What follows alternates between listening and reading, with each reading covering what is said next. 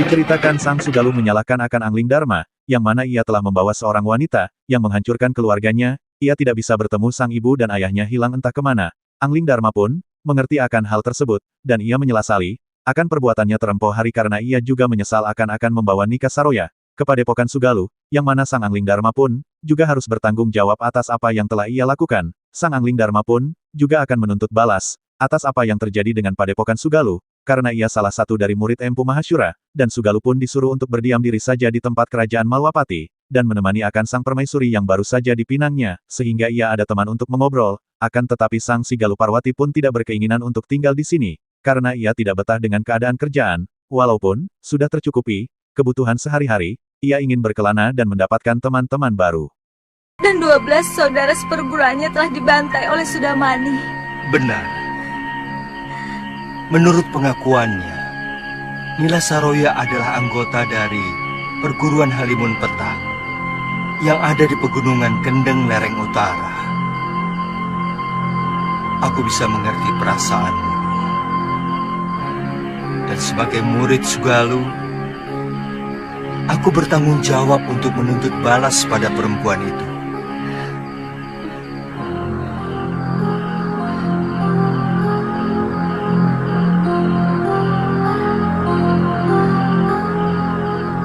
Sebaiknya kamu tetap tinggal di sini. Kamu bisa menemani Gusti Putri tinggal di Kaputren. Terus terang, hamba tidak betah tinggal di sini, Gusti Prabu.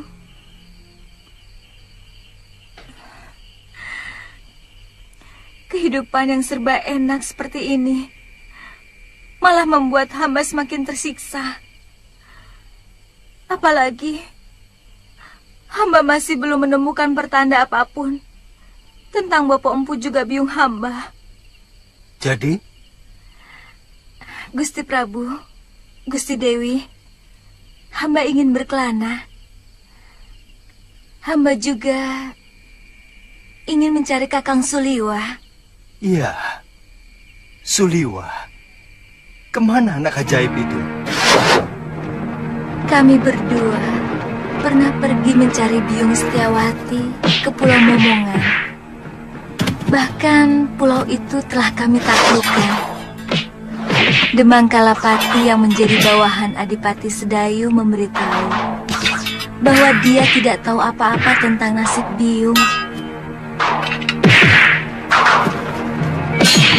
Ketika disebutkan seperti itu, maka Prabu Angling Dharma pun tidak bisa untuk berbuat apa-apa, karena Sang Galuh pun penuh tekad dan keyakinan untuk berkelana, dan Sang Prabu pun hanya bisa menasihati anak tersebut, dan sampailah ia menyebutkan akan Suliwa, Sang Prabu pun teringat dengan bocah ajaib tersebut, sehingga Sang Galuh Parwati pun menceritakan akan petualangannya bersama dengan Suliwa, yang mana Suliwa itu berhasil mengalahkan akan penghuni Pulau Buangan, yang dipimpin oleh Kalapati di bawah pimpinan Adiyaksa. Ketika mereka mencari istri dari Sang Empu Mahashura, sehingga merekalah yang menjadi penguasa Pulau Buangan tersebut.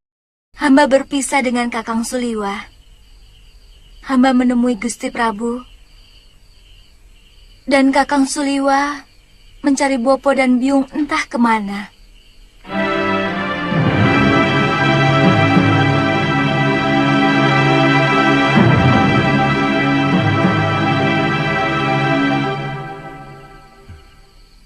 Kalau memang niatmu sudah bulat, aku tidak bisa menahanmu, Lu.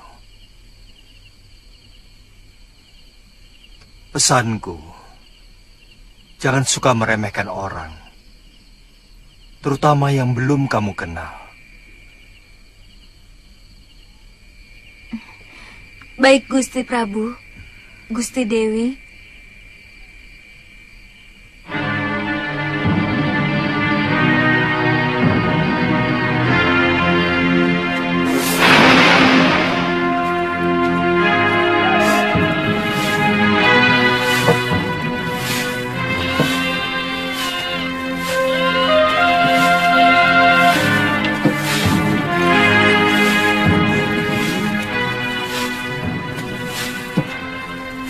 Kamu harus selalu membersihkan kandang si Jalu, supaya si Jalu tidak sakit karena kandangnya kotor. Jangan khawatir, Guru. Tiap pagi dan sore, kandangnya selalu saya cuci. Dan juga kandang-kandang jago guru yang lainnya. Si Jalu sudah ditawar Gusti Adipati. 2 ringgit emas. Wah, bisa buat beli kuda 10 ekor, guru. Aku akan menyebarkan uang itu. Di tempat yang berbeda, sang pendekar 8 lengan, yakni yang bernama lengkap adalah Sudomanik, ia pun mengurusi akan ayam jagonya yang mana ia memerintahkan kepada sang pemeliharanya untuk membersihkan setiap kandang ayam, supaya tidak dalam keadaan sakit, sehingga sang pembantunya pun mengiyakan akan hal tersebut, dan lagi ia memberitahu akan sesuatu hal, ini katanya. Dua gadis itu akan aku berikan 2 lagi ringgit emas.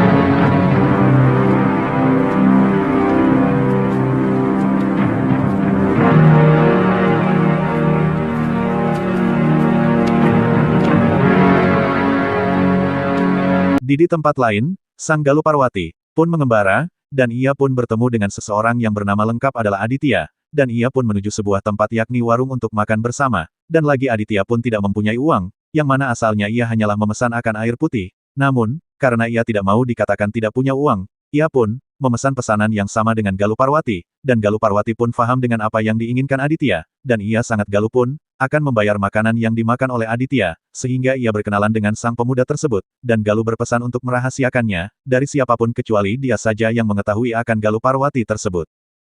Silahkan. Kelihatannya Nini keberatan duduk dengan saya. Ah, sudahlah. Pelayan. Nama saya Aditya, dari Pulau Kura-Kura. Kalau tidak salah, di sana ada padepokan pemiliknya seorang pendeta yang bernama Empu Ganggadara. Beliau guru saya, kenalkan. Galuh Parwati. Tapi sekarang beliau lebih memilih diam di pulau, mempelajari Weda. Sebenarnya sudah lama saya ingin menyeberang, mencari pengalaman. Tetapi guru tidak pernah mengizinkan. Kamu melarikan diri? Guru memberi tugas untuk membasmi penjahat-penjahat yang telah menguasai Kembang Jenar. Nini tahu di mana daerah Kembang Jenar?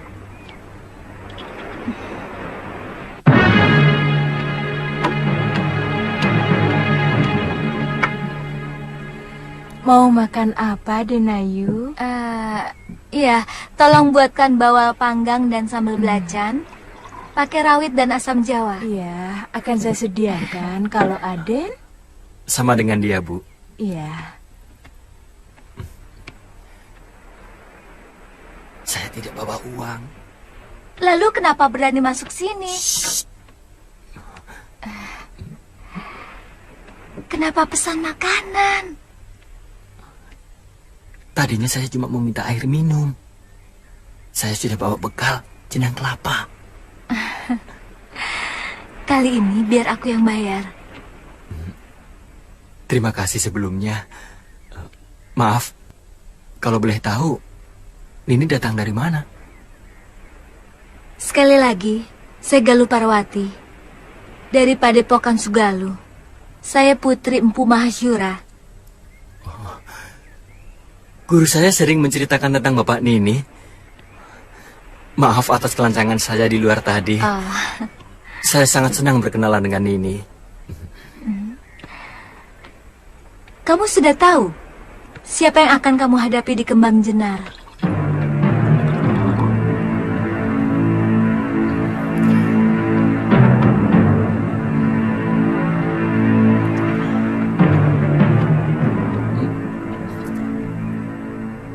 Nini sendiri mau kemana? Panggil saja namaku Galuh. Rasanya aneh dan kaku jika kau menyebutku dengan ini. Iya. Memang lebih enak. Galuh. Tidak usah memuji. Aku tidak suka. Dan satu lagi, kau bisa merahasiakan asal-usulku, Ditya? Iya, iya. Tapi kamu belum menjawab pertanyaan saya, Galuh. Ya, ya. Aku tidak punya tujuan. Aku sedang berkelana. Begini. Kalau kamu mau, kita bisa bergabung. Kamu tahu Kembang Jenar, kan? Tergantung. Aku belum kenal betul watak dan perilakumu. Tapi tawaran itu cukup menarik.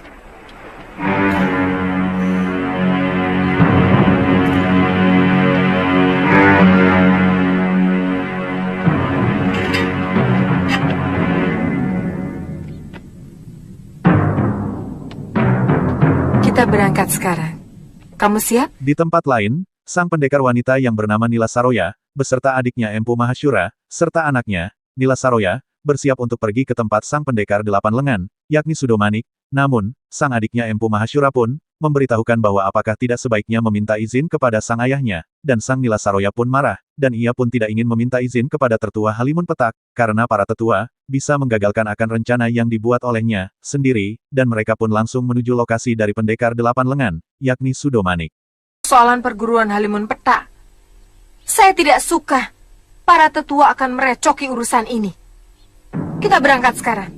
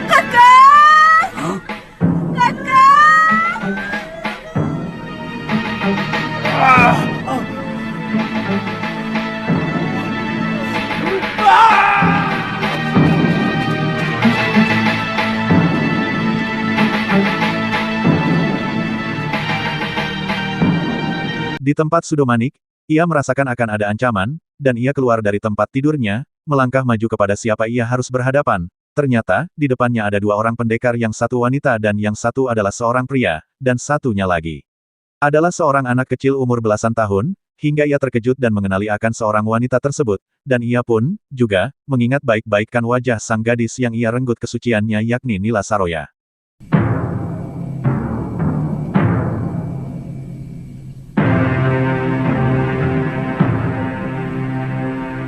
kau masih ingat padaku, kakek busuk? Aku tidak pernah merasa perlu untuk mengingat siapapun. Tindakanmu yang dulu keliru, Sudamani. Kau telah menyisakan seorang dari 13 pendekar pedang Halimun Petak. Oh, kau tentu gadis itu, ha? Oh. Waleh.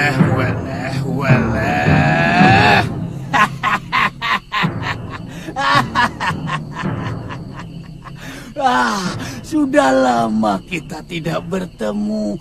Kau tentu kangen padaku.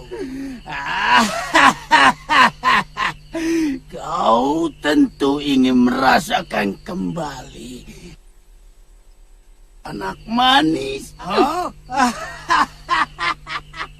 Aku sudah ingin menghirup manusia.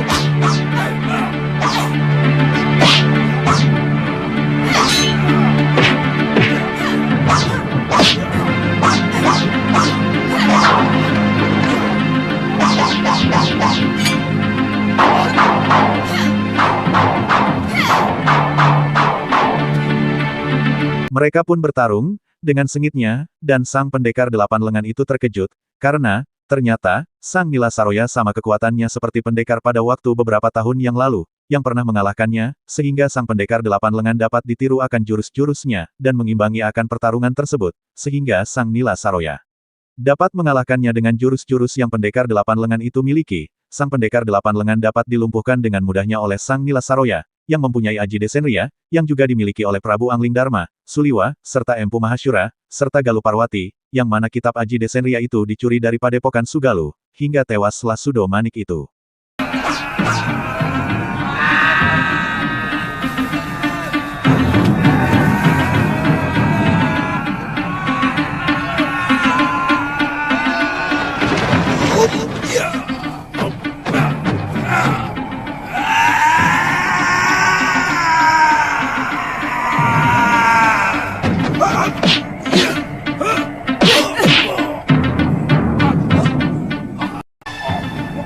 Mana telapak tangan darahmu?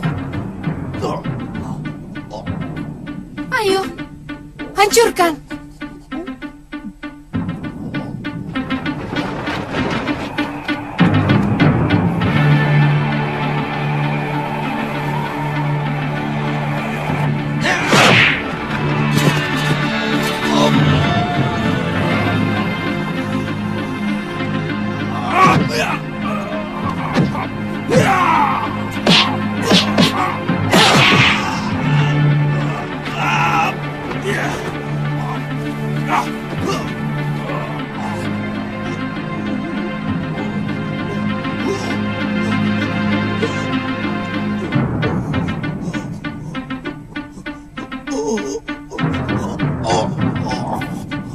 Sekarang, tunjukkan Sudamani.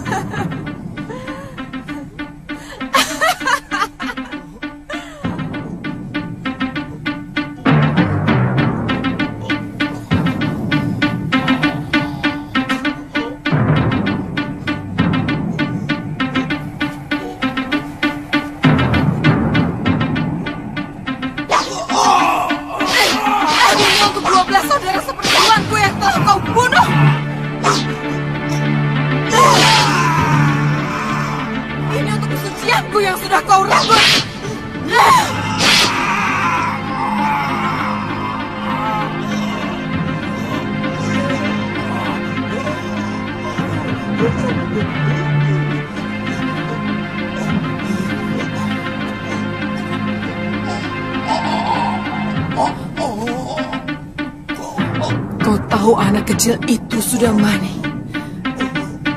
Dia adalah titisanmu. Ku kandung dia. Ku besarkan dia. Supaya tahu bapak yang telah menganiaya dengan biadab seorang gadis yang telah tidak berdaya.